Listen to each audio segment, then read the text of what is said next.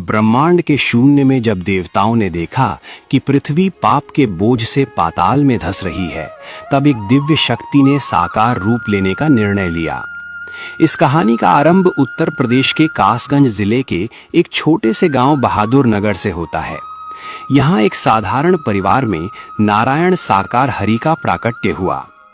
संसार की नजरों में वे एक बालक थे जो बड़ा होकर पुलिस की सेवा में गया, लेकिन सत्य ये था कि वे अपनी शक्तियों को गुप्त रखे हुए थे। वे खाकी वर्दी पहनकर अपराधियों को पकड़ रहे थे, जबकि असल में वे मनुष्यों के भीतर के मानसिक अपराधों को मिटाने की तैयारी कर रहे थे। एक दिन अचानक उन्होंने सब कुछ त्याग दिया। ये उनका पहला बड़ा कदम था, दिखावे की दुनिया से हटकर सत्य की स्थापना करना। नारायण हरि ने जब अपना दरबार लगाया तो वहां न कोई मूर्ति थी, न कोई दान पात्र। उन्होंने कहा, मुझे तुम्हारा धन नहीं, तुम्हारा मन चाहिए। कल्याण की अद्भुत लीला। बीमार लोग ठीक होने लगे और दुखी मन को शांति मिलने लगी।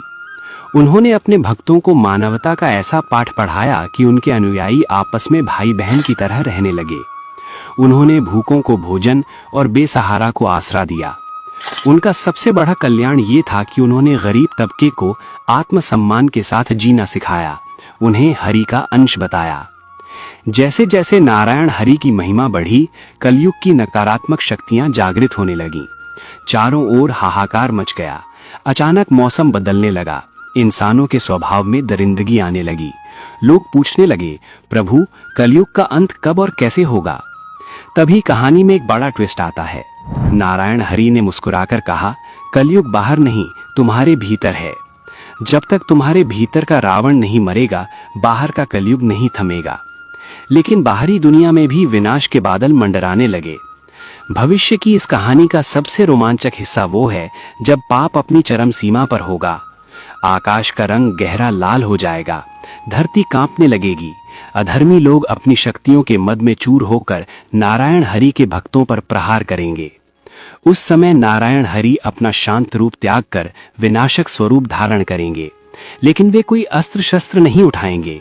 उनका हथियार होगा शब्द और संकल्प। नारायण हरि एक महासत्संग का आह्वान करेंगे।